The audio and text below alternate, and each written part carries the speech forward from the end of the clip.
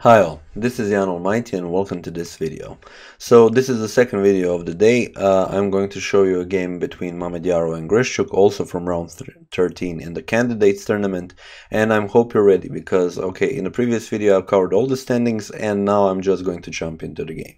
So we have d4 and knight to f6, rather than in the Caruana game where he surprised everybody with e4. I mean, not really surprised because we were expecting something crazy from him. Here we have everything standard with d4, knight to f6, knight to f3 and g6, and kind of going in that King's Indian direction.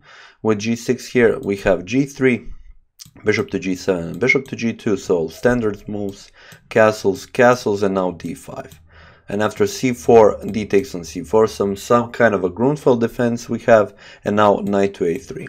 So immediately here we had d takes on c4, and now Mamedyarov wants to take off and capture this pawn back, and he does it with a move such as knight to a3. Also queen to c2 was possible, but okay, now Grischuk decided that he doesn't want to just give up this pawn. He will play c3. And now the idea behind this move is, after all, he will lose this pawn. There is no point in defending it or anything, so he will rather just mess up kind of white's pawn structure. We have b takes on c3 and now right away c5. So if you take d takes on c5, it doesn't really make sense. You have doubled c pawns, and also when the knight moves, this bishop will be very strong on this diagonal. Queens will be exchanged, so after everything, it's not a good position for white. Rather, he plays here rook to e1. So the idea is to push e4 in the center, because the knight is guarding e4. You want to go for it and kind of pick up more space. We have knight to c6 and bishop to b2. So enforcing the defenses on d4 pawn first before going to e4, and now we have a knight to d5. So yeah, just bringing this bishop alive, kind of slicing through this diagonal, and once again not really allowing the push of the e4 pawn. We have queen to c2, and now c takes on d4 and knight takes on d4, and as you can see, white doesn't really have the most comfortable position with his pieces in the center and in the queen side, so it doesn't really look too good. But yeah, it is how it is. Here he plays knight to f6, kind of backs up a little bit, doesn't really want to go for the development of this bishop. There are kind of lots of attacks here. He brings the bishop knight back and closes up this bishop for some time, and now we have knight takes on c6 and b takes on c6. A possibility was to take on c6. Black here sacrificed the pawn, so, and it is a good sacrifice because you get a lot of activity for it, playing rook to b8, attacking this bishop, rook maybe covers, and you have queen to a5. Probably the best move here would be to exchange queens. If something other than a knight can always just go somewhere. For example, g4 to e5, this bishop comes alive, bishop to f5 and bishop to e6 are ideas.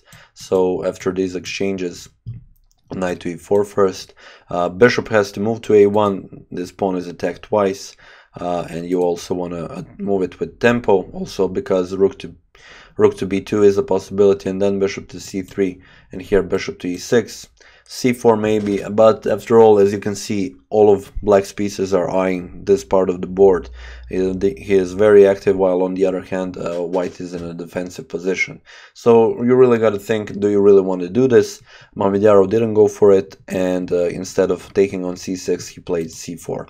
So getting rid of this kind of weak c3 pawn, and allowing this bishop to slice over this diagonal in order to, if the knight moves at some point, you want to exchange this really strong bishops. We have bishop to f5, and now definitely a possibility was e4, so just pushing e4 and closing up this bishop. Bishop would probably have to go back to e6, but here Mamedyarov played queen to c1, so that this bishop doesn't get blocked by e4 pawn. He still attacks on the c6. So queen to c7 is played defending, and now knight to c2. You want to bring finally the knight into the game. d4 and e3 look like very good squares for the knight, and we have a rook from a to b8. So going for the attack of this bishop and bishop to c3 because of that. Other possibilities could have been maybe to play something else, but then rook to b2 also could be sacrificed, and after knight to g4 this bishop would be attacking the queen and the rook, so doesn't really, I mean, it's an exchange of sorts, but yeah, it goes more towards the drawing game. We have bishop takes on c2 and queen takes on c2, and now knight to e8. So Grischuk decided to exchange this bishop for this bishop in order not to allow white to have the bishop pair. First is h4 is played, so kind of expanding, you have time to exchange those bishops, and now c5. A very good move. Both of these moves are actually preparing for the endgame, where both of the players want to pick up more space, and a c5 could be a possibility at some point for white, so that way c6 would be locked in, and you don't really want to have this weak c6 pawn. So c5 was played, and now rook from e to d1. Picking up the open d file, and now finally bishop takes on c3 and queen takes on c3. The bishop is exchanged, white doesn't have a bishop pair anymore. And now knight back to f6. Bishop to f3, limiting this knight with the bishop, also here and here with the pawn. So kind of just telling Grischuk your knight to f6 move doesn't make sense because of my bishop to f3. We have h5 expanding, also answering h4 with h5, and now rook from a to b1. Exchanging one pair of rooks, and now rook to b8 was played. And now Mamedyarov, as a player as he is, he had two choices. Will he go for a draw, or is he mad that he lost the game against Dean Liren yesterday, and will he go for some maybe winning chances in the end? Here he kind of surprised me, and he played rook to b5. So rook to b8 clearly leads to a drawing endgame. Everything is equal essentially with the pawns. Maybe white would be a little bit better because he has a bishop for a knight in the open position, but it wouldn't make much difference. So here rook to b8, b5. The thing is, what will happen if, for example, rook takes on b5, then now black has a passed pawn and white has a potential passed pawn, because after a4, maybe a5, b6, you also create a passed pawn. So the game isn't over, and now, yeah, black needs to figure out something. Also, this c5 pawn is attacked, so that can also be a motif. And now here, Grischuk played knight to e8, and to respond to that, we have an excellent move by Mamedyarov, which is queen to e3. Attacking this pawn and attacking this pawn is attacked twice, so you need to defend it somehow. Actually, the only move that you can do is actually capture on b5. If you move the rook on c8 to actually defend this pawn twice, then you have rook to b7, and if you play knight to d6, rook to b8, queen b8, and queen to e7, and yeah, this is just a lost position for black, because bishop to d5 can come, and you have this very weak pawn chain where the pawns are all on light squares. Bishop to d5 is a very dangerous move, so you don't want to go in something like this. And here we had rook takes on b5 and c takes on b5. So as I've said, now black has a passed pawn and white has a potential passed pawn. We have knight to d6 attacking this pawn and also preparing c4, a4 defending, and c4. King to g2. So one very important move maybe that you can learn something from this game as well. You would also like to always, if there is a pawn that is pushed to a promotion or something, like to put your king on the second rank if you're white, or on the 7th rank if you're black. So if at some point there is a promotion, that it isn't with a check. So that way you can, let's say, avoid a lot of possible variations, and king to g2 at this moment is a very good move. We have c3 continue with the push, and now bishop to c6, cutting off the queen, and now this pawn still has to be defended, so queen to a5, and queen to c5 by Mamedyarov. So a very good move here by Mamedyarov, since queen to a4 isn't a good move. Let me just show you. Queen to c3 can be played. You just lost your passed pawn, and if you play knight to b5, then you have queen to e5. So attacking this knight, and once again going for that e7 pawn, and after that this f7 pawn. So Grischuk didn't want to go for something like that. Instead of taking here, he played a6, which is a good move. Also, he could have played like Mamedyarov, king to h7 or king to g7. We have e4 now. The idea is, of course, you want to push e5, and when the knight moves, you want to pressure on this e7 pawn. We have a takes on b5 and a takes on b5, and king to h7. Following the advice of Mamedyarov, put your king away from the promoting rank. So this is an interesting position, and it has been, yeah, right up until now, because all of the time the position is kind of equal, but the game is still played. One wrong move can actually lead to a downfall of one of the players. And here, after king to h7, Mamedyarov played a natural move. You cannot play b6 because the queen is pinned, essentially. So the pawn is pinned, the queen will just take the queen, and here e5 was played. And now the problem is that for last, I don't know, 5 to 10 moves, Grischuk once again was playing under 2 or 1 minute. A problem that he had throughout the whole tournament, even though he is currently 4th after round 12. He had serious problem with time management, which kind of, yeah, probably also he lost maybe at least half a point in all of that games where he had the time trouble. And once again, it will cost him here, because in this situation he could have just played simply knight to f5, but he didn't. So this way he would just defend the pawn on e7. Here he played a knight takes on b5. And now Mamedyarov played the best move, so he didn't took on b5, because as you can see, the knight is pinned here. He doesn't have to hurry. There is no check because the bishop is on this diagonal. The king isn't on first rank, and he played e6. And the idea behind e6 is, if pawn takes, you have queen takes on e7 with check.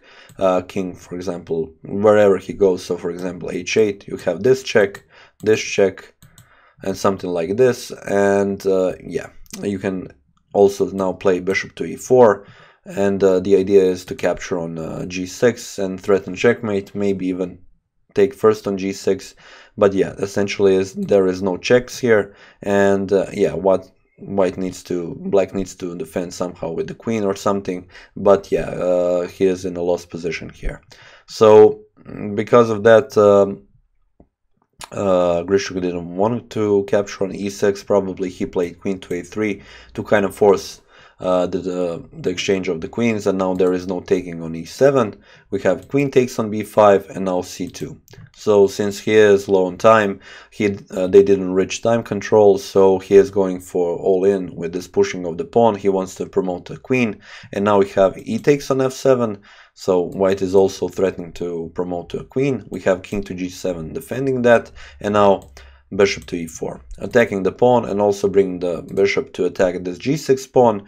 We have c1 queen, and now the only move that would bring advantage to white, which is queen to e8. The reason is there is no check, any reasonable check with the black queens. As I said, this bishop is guarding this diagonal, and the king is in the second rank. And now this pawn is defended, and the next move he will actually go to a queen, because also you cannot actually prevent, yeah, even if you play something like e6, there is this first check, and when the king goes, then you put out the queen with a check essentially, or you don't even have to do that. I think you have this checkmate in a couple of moves. So because of that, Grischuk here resigned the game. And yeah, essentially just fallen out of the race for the first place, along with Liren, who drawn the game, as I've said, with Kramnik today.